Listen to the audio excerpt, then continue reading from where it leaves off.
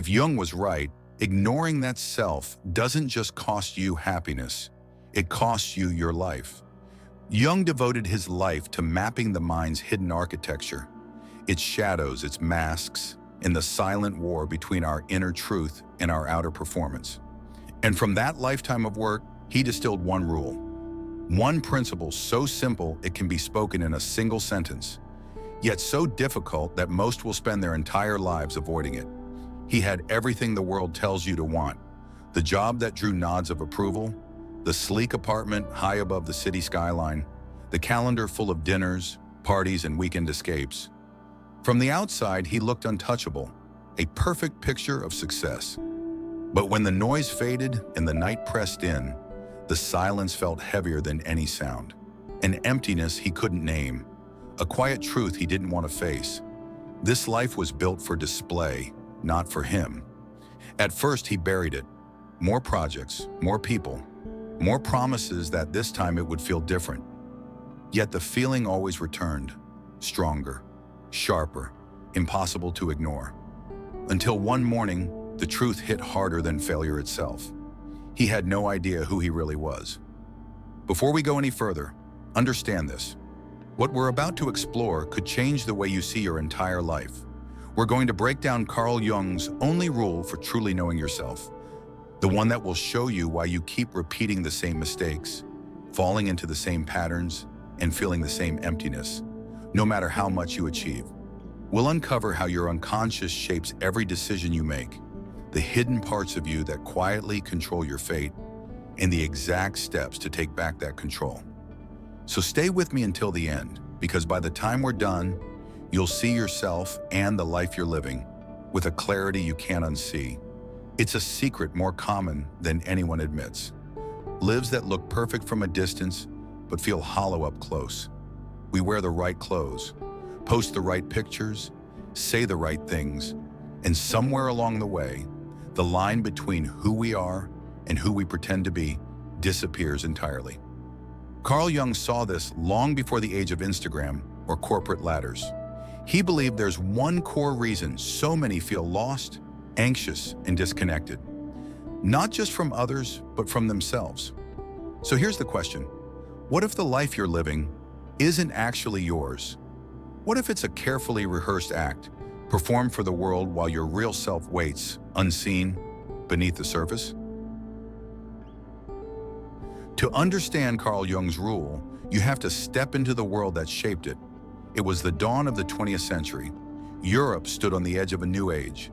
Industrial cities swelling with noise and ambition, old empires fracturing under the weight of change. Science was rewriting what people thought was possible. Politics trembled with unrest. And beneath it all, a shadow was gathering, the tensions that would erupt into world wars. Jung was a man caught between worlds, trained in medicine, fluent in the emerging language of psychology, yet drawn to the myths, dreams, and symbols that modern science dismissed as superstition. For a time, he worked closely with Sigmund Freud, the towering figure of psychoanalysis. But their alliance would fracture, not over a single disagreement, but over a deeper divide. Freud wanted to explain the mind as a machine driven by base instincts. Jung saw something far more intricate, far more mysterious. He believed that every human being carried an entire hidden realm within them, the unconscious, a place not just of forgotten memories, but of living forces that shaped every choice we made. Forces we often didn't recognize, yet they whispered in our fears, our desires, our impulses. Jung gave this hidden realm a map. Archetypes, the universal characters that appear in myths and stories across every culture.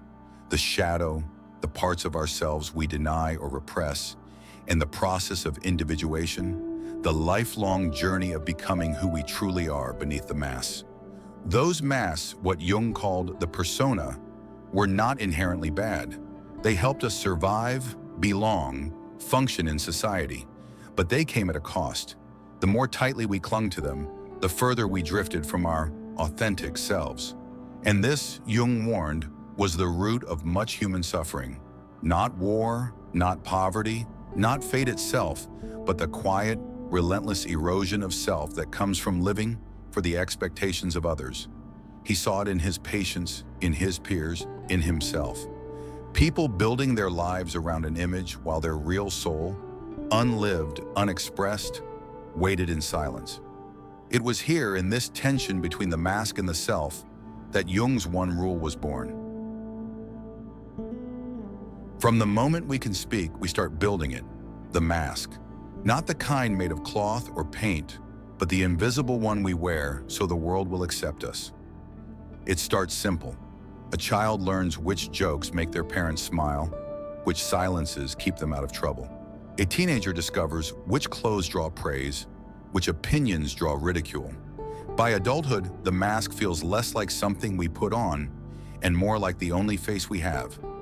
Jung called this mask the persona, the version of ourselves crafted to meet the expectations of others. It is the voice we use in a job interview that's slightly more polished than our real one, the curated Instagram feed where every picture is filtered, every caption considered, the dating profile that leaves out the messy parts of our lives. The persona is not evil. It serves a purpose. It smooths over conflicts, earns us approval, opens doors. Without it, surviving in social structures, families, workplaces, communities, would be nearly impossible. But there is a danger that creeps in so quietly we barely notice it. The danger is forgetting it's a mask. When you've worn it long enough, the lines between the mask and the self begin to blur. You find yourself saying yes to things you don't want, laughing at jokes that don't amuse you, posting achievements you don't even care about because the image demands it. Psychologists today call it identity fragmentation. The mind splits between who you are and who you perform as. Over time, this fracture breeds exhaustion, anxiety, and the creeping suspicion that your life, no matter how successful it looks, feels strangely hollow. It's no coincidence that Gen Z and millennials, generations fluent in self-presentation, report the highest rates of burnout and social anxiety in recorded history. The persona shields us from rejection, but it also suffocates us. Because every time you act from it instead of your true self, you trade a piece of authenticity for a moment of approval. Jung warned that this trade, repeated over years, is the slowest form of self-destruction. And he believed there was only one way to break free. A rule so simple, it could fit in a single sentence. A rule that, if followed, would dismantle the mask without tearing your life apart. That rule is coming. But first, you need to understand the enemy you're up against. We all have a side of ourselves we don't want the world to see. It's the part that feels too shameful, too dangerous, too unworthy to bring into the light. Jung called it the shadow, and it's not a poetic metaphor. It's the very real, very persistent collection of traits, desires, and impulses we've learned to hide. The ambitious executive who commands every room may secretly feel like an imposter, terrified that one mistake will expose their incompetence. The endlessly kind friend, the one who never raises their voice, may be swallowing years of unspoken anger until it erupts in ways even they don't understand. The confident influencer, admired for their perfect life, may sit in silence after the cameras turn off, drowning in loneliness they dare not admit. We believe hiding these parts keeps us safe. Childhood teaches us this. Get angry and you're punished. Show fear and you're mocked. Cry and you're told to toughen up. So piece by piece, we banish parts of ourselves to the dark until we forget they're even there. But the shadow doesn't disappear just because we refuse to look at it. It waits, and when it can't be ignored any longer, it leaks out through the jealous remark we wish we hadn't said, the reckless decision we can't explain, the way we sabotage the very relationships we want to keep. It's in the leader who destroys a team because they can't bear criticism. It's in the partner who pushes someone away before they can be abandoned. It's in the friend who always gives but secretly resents every person they help.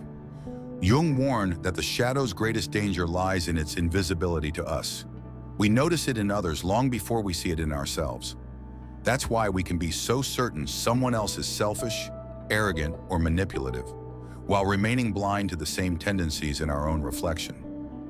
Facing the shadow is not about destroying it. It's about acknowledging it, bringing it into conscious awareness so it stops controlling us from the dark. Jung believed the person who can do this is infinitely stronger than the one who pretends they have nothing to hide. But here's the catch. Confronting the shadow is brutal. It demands that you admit to thoughts and feelings you'd rather deny. It forces you to accept that you are not only the hero of your story, you are also its villain. Jung's only rule is inseparable from this work. It is not a comfortable truth. It is the kind of truth that once seen cannot be unseen, and it will ask more from you than you've ever given yourself before. Until you make the unconscious conscious, it will direct your life and you will call it fate. This is Jung's rule, his only rule, and it's more than a clever sentence. It's a mirror, one that doesn't flatter you, but forces you to see what's been steering your life all along. We like to think we make choices, that our successes, failures, relationships, and habits are the result of deliberate will. But Jung would tell you that most of what you call your life is the product of patterns you can't see. The person who keeps falling into the same kind of toxic relationship isn't cursed. They're repeating an unconscious script, maybe one written in childhood, where love was tied to chaos. The student who procrastinates until every deadline is a crisis isn't lazy. They've learned somewhere deep inside that fear is the only thing strong enough to move them. The confident speaker who secretly doubts every word they say isn't unlucky. They're living under the weight of an old belief that they are never enough. We call it bad luck. We call it personality. We call it fate. But Jung would call it unconsciousness. The unconscious is not mystical in the way most people think. It's not a dark, magical force. It's the storage room of everything you've forgotten, denied, or refused to feel. Your shadow lives there. So does your unprocessed pain, your buried desires, your quiet resentments, and every belief you've ever swallowed without question. When you don't bring these things into the light, they drive your choices in secret. They shape the jobs you take, the people you trust, the risks you avoid, and the dreams you never dare to chase. You think you're steering the ship, but the truth, you're just the passenger. Why don't most people make the unconscious conscious? Because it's uncomfortable. Looking at your deepest motives can be ugly. It's easier to blame circumstances than admit you've been complicit in your own suffering. Society reinforces this. It tells you to stay positive, to ignore the darker sides of yourself, to focus on the surface and keep moving. And then there's the illusion of control. If you never look, you can keep pretending you're in charge. History is full of people who proved Jung right. Leaders who repeated the mistakes of their predecessors because they never examined their own drives for power. Innovators who sabotaged their success because they feared what would happen if they truly stood out. Even entire nations repeating cycles of conflict because they never confronted the hidden traumas beneath their politics. But there's another side to this rule, its promise. The moment you start dragging the unconscious into consciousness, life changes. The same patterns you thought were inevitable begin to break. The same bad luck starts to dissolve. You stop calling it fate and start calling it choice. It doesn't happen overnight. Jung never promised it would. But the shift begins the moment you decide to look, to stop running from the truth of who you are, and to meet the one person you've been avoiding all your life, yourself. You know the rule now, but knowing isn't enough. Jung was clear. Real transformation only begins when you turn that knowledge into action. The first step is radical self-reflection. Not the casual kind you do while scrolling on your phone, but the quiet, uncomfortable kind that requires stillness. Sit with yourself. Let the noise fall away. Ask questions that cut deeper than the surface. Why do I react with anger when I'm ignored? Why do I keep chasing people who don't value me? Why do I always hesitate when opportunity knocks? Don't rush to answer. Let the truth emerge slowly, like a shape forming in the dark. Then write. Not for social media, not for anyone else, just for you. Journaling is a mirror for the unconscious. When you pour your thoughts onto a page without censoring them, patterns reveal themselves. The same words repeat, the same fears appear in different disguises. This is where you start to see the blueprint of your unconscious life. From there, explore active imagination, Jung's own method for engaging with the unseen parts of yourself. Close your eyes and give form to the feelings you can't explain. Speak to them. Ask what they want. You might be surprised by the answers. Anger may reveal itself as protection. Sadness might point to an abandoned dream. Even the parts of you that seem destructive carry a kind of wisdom. Shadow work is where things get harder. This means facing the traits you've been taught to hide or hate: envy, insecurity, pride, selfishness. Not to feed them, but to understand them. When you acknowledge these parts, they lose their power to sabotage you in secret. And then there's the art of noticing your triggers. Every time you feel an outsized reaction, rage, shame, fear, pause. Ask yourself, what is this really about? Often, the situation is just the spark. The fire comes from somewhere much older. You will resist at first. You'll want to believe you already know yourself. You'll want to skip the messy parts and get straight to the change. But the deeper you go, the more you'll see that self-awareness is not an instant revelation. It's a slow excavation. You are unearthing decades of buried truths. This is not a quick fix. It's not a 30-day challenge or a motivational high. It's a lifelong process. But small, consistent acts of awareness, daily reflections, honest writing, catching yourself in old patterns, create shifts so profound they can alter the entire trajectory of your life. One day you'll look back and realize something extraordinary. The patterns that once felt like fate no longer own you. The life you're living isn't a performance. It's yours, fully, consciously, and without apology. Without self-awareness, life becomes a loop. The same mistakes dressed in different clothes, the same relationships, the same arguments, the same quiet moments of regret when you realize you've been here before. It's easy to call it fate, bad luck, or the cruelty of the world. But most of the time, it's the unconscious, pulling the strings while you convince yourself you're in control. With self-awareness, the script changes. You begin to see the patterns before they tighten around you. You recognize the voices in your head that aren't yours, the choices that aren't truly choices, but reflexes from a life you didn't fully choose.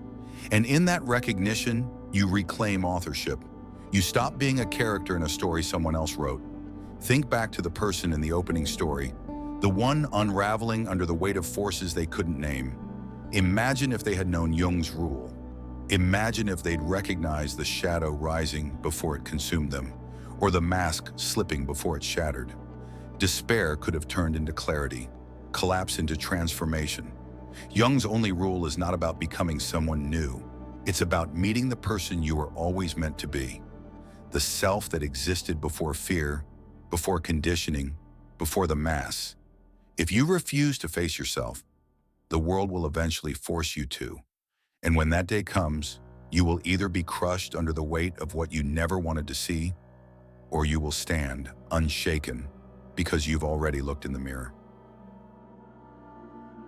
Before you click away, take a moment to ask yourself, what patterns are quietly directing your choices?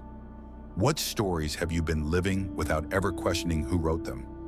Share your thoughts below. Your reflections might be the mirror someone else needs. If this journey into Jung's mind resonated with you, pass it on to someone who's ready to see beneath the surface. And subscribe for more explorations into the shadows of psychology and philosophy. The question isn't whether the unconscious is shaping your life. The question is, are you finally ready to see it? If this message resonated with you, don't just click away and forget it. Sit with it. Ask yourself what hidden patterns might be directing your choices.